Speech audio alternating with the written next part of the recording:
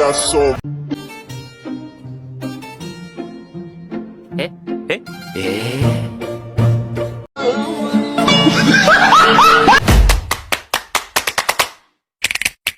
motherfucking design on right now.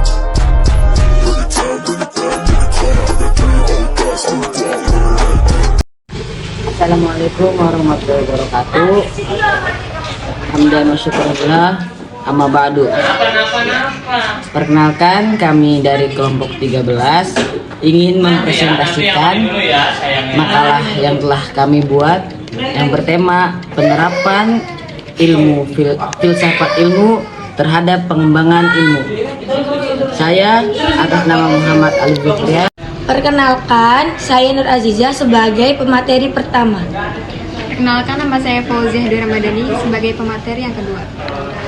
Dan saksikan video kami selanjutnya. Pengertian dinamika pengetahuan ilmu. Dinamika pengetahuan ilmu dalam filsafat terbagi menjadi 4, yakni 1.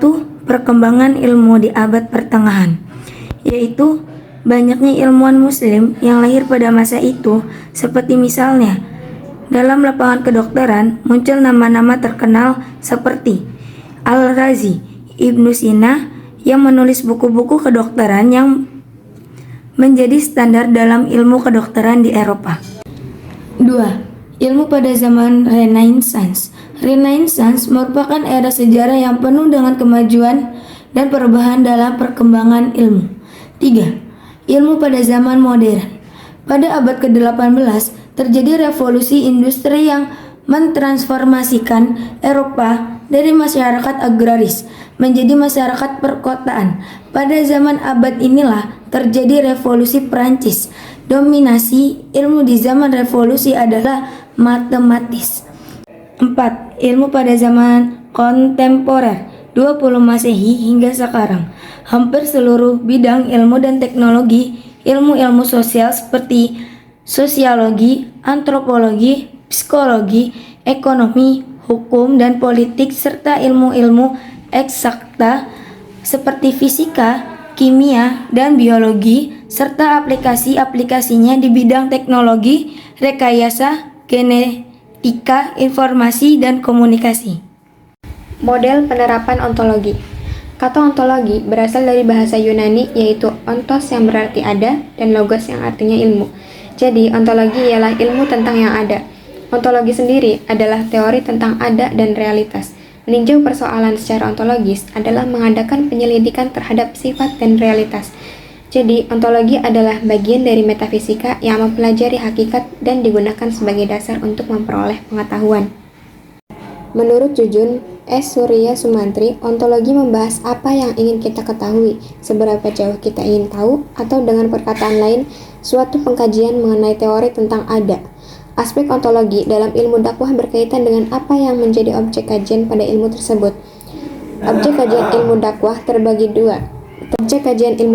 terbagi menjadi 2 bagian, yaitu yang pertama objek material dan yang kedua objek formal. Objek material ilmu dakwah adalah semua aspek ajaran Islam, Al-Quran, dan As-Sunnah, hasil ijtihad serta realisasinya dalam sistem pengetahuan, teknologi, sosial, hukum, ekonomi, pendidikan, dan lainnya, khususnya kelembagaan Islam.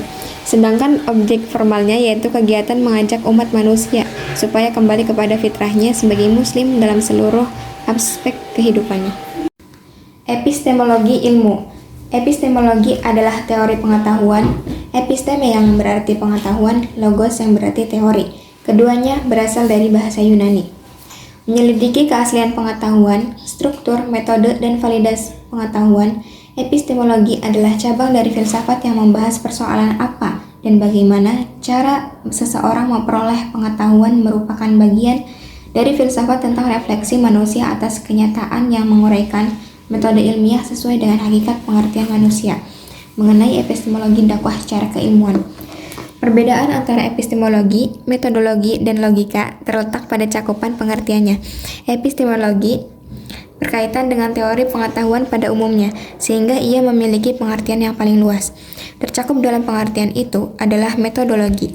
Metodologi tak lebih dari kajian mengatai tata cara dan teknik-teknik ilmiah untuk memperoleh semua sebuah jenis pengetahuan, yaitu pengetahuan ilmiah. Sebagian dari tata cara itu adalah logika, yaitu salah satu jenis dari metode ilmiah yang terdiri dari asas-asas dan aturan-aturan penyimpulan yang sah. Nikmatilah perkumpulan ini.